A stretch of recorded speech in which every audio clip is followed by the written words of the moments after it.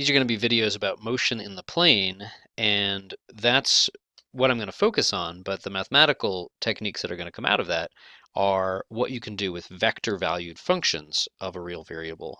And I'm always going to think of that variable as time.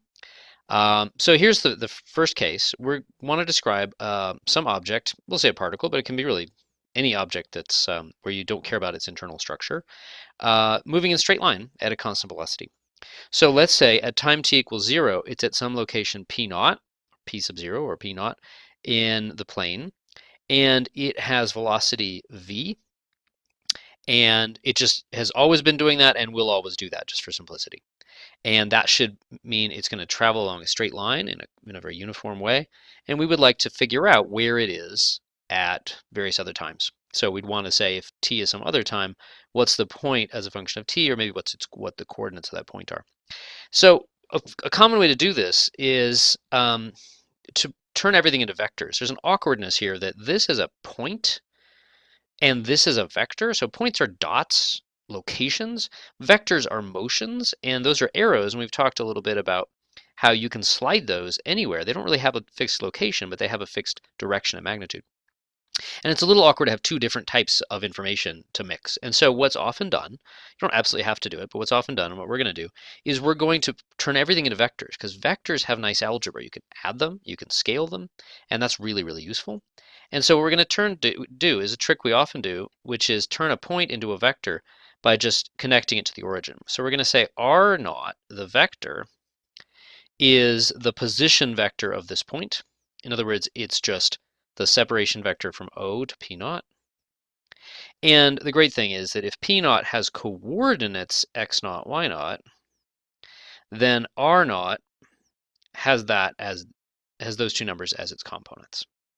So it might not look like we've done anything except change notation. There's a subtlety to this where we've turned a location into a motion, but operationally there's really not very much to do. Okay, so now I want to know where we are at time t. Well, at time 1, then if I'm starting here and that's my velocity vector and I let time 1 just run just one unit, I will be right here. Okay, that's actually going to be p of 1.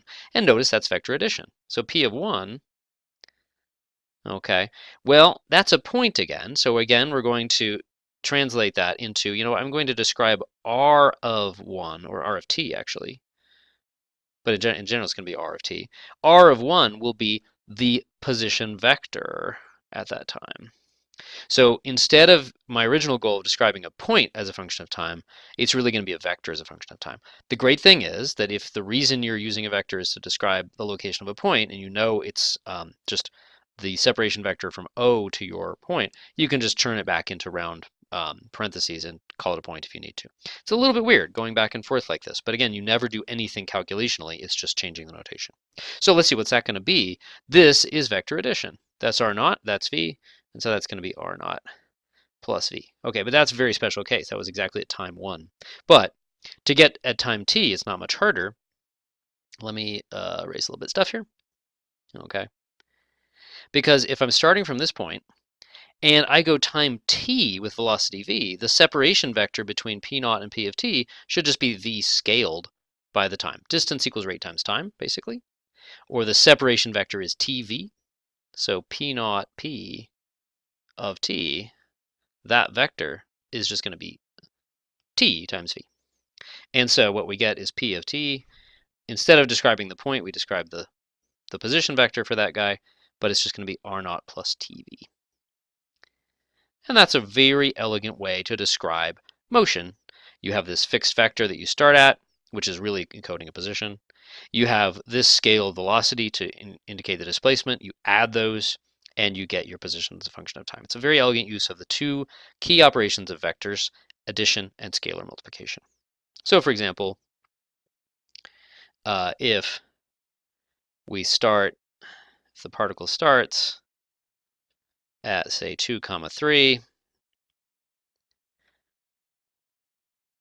with velocity v equals, say, -1, 4, then its position vector as a function of time will be the vector 2, 3 plus t times the vector minus 1, 4, or 2 minus t, 3 plus 4t.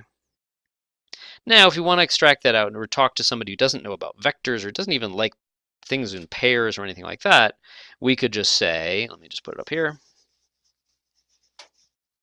We could just say, look, the x coordinate as a function of time, this is going back to a sort of a standard parametric description, is 2 minus t, and y of t is 3 plus 4t.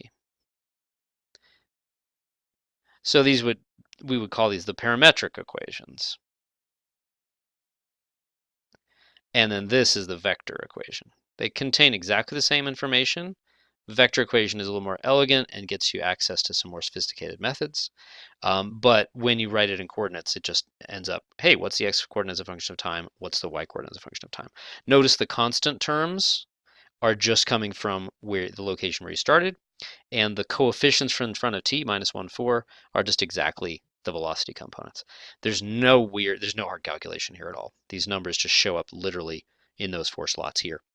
So I've been phrasing this as the specific problem was a particle actually moving in time. This really can be used to describe any line as long as I know a point on the line and a vector that's pointing in the direction of the line. Notice where v was. V was pointing in the direction of the line. Now, if, as with any vector, again, you could put it at the origin, and you could say, ooh, it's going to be a vector of the line, this dotted line, is going through P naught, and it's parallel to this thing. That's another way you might have it. But often the place where you actually are going to draw the vector is often actually based at the point on the line, but not always. So, but what if you had some other information about the line? Very typical, of course, would be the line between 2 points. So suppose you had, again, like P naught was 2, 3, and say over here, P1, see if we can fit that in. Let's say P1 was, say, 4 or 5. Then I want the line between those. Well, you can pick either of these to be your base point to create R naught. Let's just pick this one still since we already used it. Okay. And then we just need to draw a vector that's guaranteed to be along the line. Guess what? The separation vector here could be our V. So we would just let V be the separation vector P naught P1. And then have our vector equation again be R of t is R naught plus TV. In this case, that's again 2, 3 plus t. The separation vector here, you just, of course, to take a separation vector between 2 points, you just take the difference in the coordinates to get the first component here, difference in the coordinates for a second component. And we again get a vector equation of a line. So there's lots of situations where you start out with some data that's not exactly a point on the line and a vector along the line, but you first massage that data into this form and then just plug and chug. It's pretty simple. Notice that what I've specifically done is I've described how to draw the line by starting here at time 0 and getting to the other point exactly at time 1. It's a very specific way to do it, and you don't have to draw the line that way. This is a standard thing that there's a lot of parametrized curves that draw the same set of points, but with different speed or different direction or different starting points, that kind of thing. But this is just a very standard way to do it. So this is a nice little trick to get it into that point and vector form. Now, in the next video or two, we'll talk about, well, what happens if we have curves and what kinds of good things we can get out of the idea of a vector function. Notice this is what we've got. We've got something that is a variable vector as a function of time. For us here, it's mainly encoding a variable point, and it's really just like parametric equations in disguise.